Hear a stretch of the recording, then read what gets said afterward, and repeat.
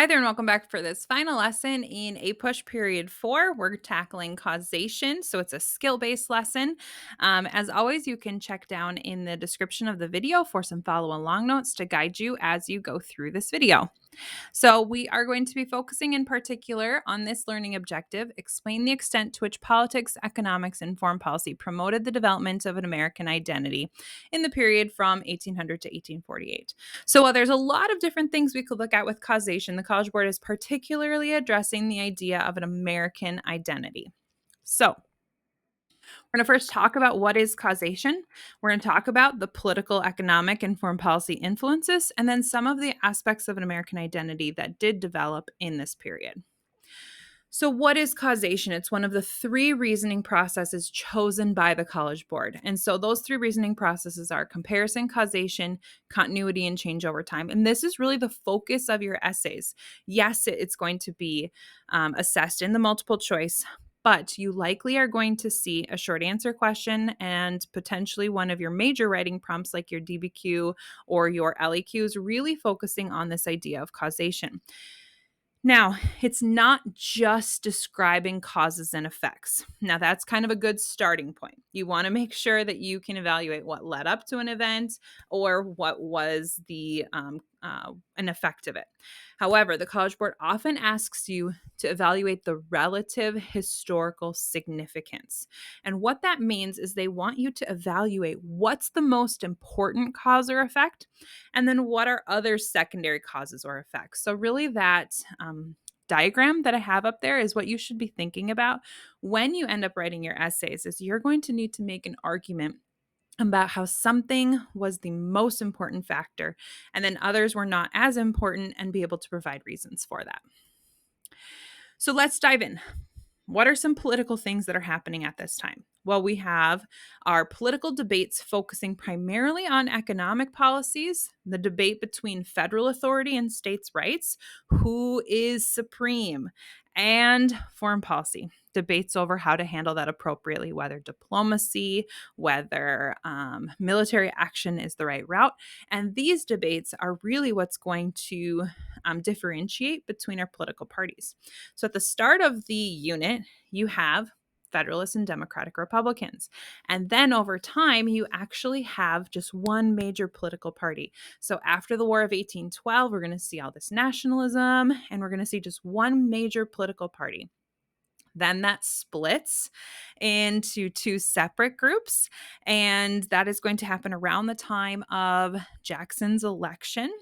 And then, as Jackson really expands the role of the presidency, what we talked about with federal authority, as he kind of asserts more supremacy from the executive branch, we're going to see a new group called the Whigs rise up to oppose Jackson. But additionally, at this time, we have another major thing that impacts American identity, and that's going to be the expansion of democracy. And so what we see is the removal of the property requirement for voting, and we're going to see the participation in elections triple at times than what it was like before. And so we call this universal white male suffrage, and this is going to lead to lots of conversations about whether just white males should be voting or not.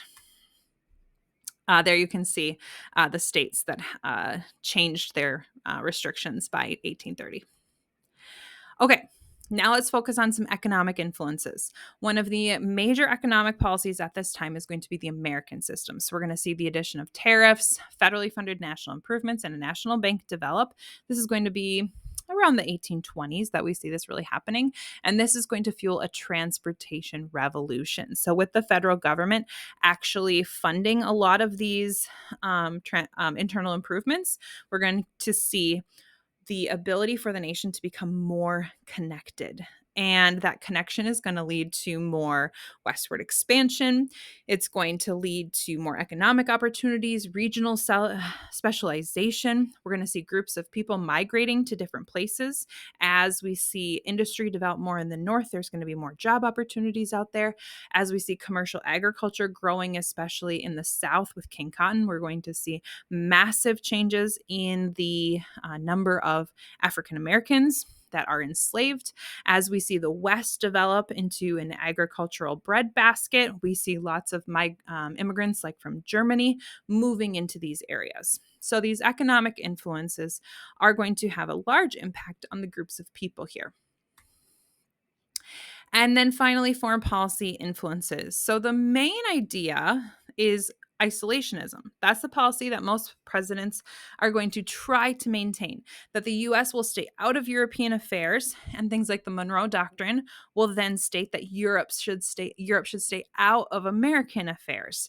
This doesn't always happen. Um, there is military conflict in the period. There's lots of conflicts with American Indians in the period as the US expands west. There's literal wars with declarations of war, and then there's quasi wars or undeclared wars that take place. And then there's also efforts at diplomacy that become more successful over time. And so all of these things are going to impact how America views themselves in relation to the world. So, aspects of an American identity. Kind of the two big ideas is going to be nationalism versus sectionalism. Nationalism is patriotism. It's a sense of unity. It's that America is the best. It's this, we call this American exceptionalism, that Americans are better than everybody else. There's definitely that happening. You think about this period of the era of good feelings where we have one political party. That's a great example of unity. When you think about how the economy developed through the market revolution, you can think about how that would foster ideas of American exceptionalism. You can think about how beating Britain in the War of 1812 is going to fuel that attitude as well. But on the flip side, there is a ton of sectionalism that is going on as well. Attitudes that are based on region. A lot of this has to do in states' rights versus federal authority, the debate over slavery, and the economic priorities. As the market revolution changes the country's focus on the economy, we see the industrial North really becoming even more different than the agricultural South. However, there are certain values that are going to become just ingrained into who Americans are and what they want, who they view as the common man, who they view as good presidential material, all of that. And so ideas of hard work and individualism, those we see often happening on the frontier. Ideas of equality and liberty. We think about the changes that are happening in politics. We think about how the reform movements led to conversations about that. Continual focus on progress, competition, and capitalism. All those changes in the economy reflect those values. And so these aspects of an American identity are continuing to develop throughout this period. And politics, economics, and foreign policy had a big role in that.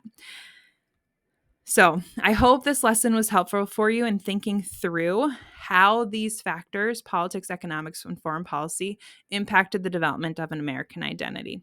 And if so, please like and subscribe.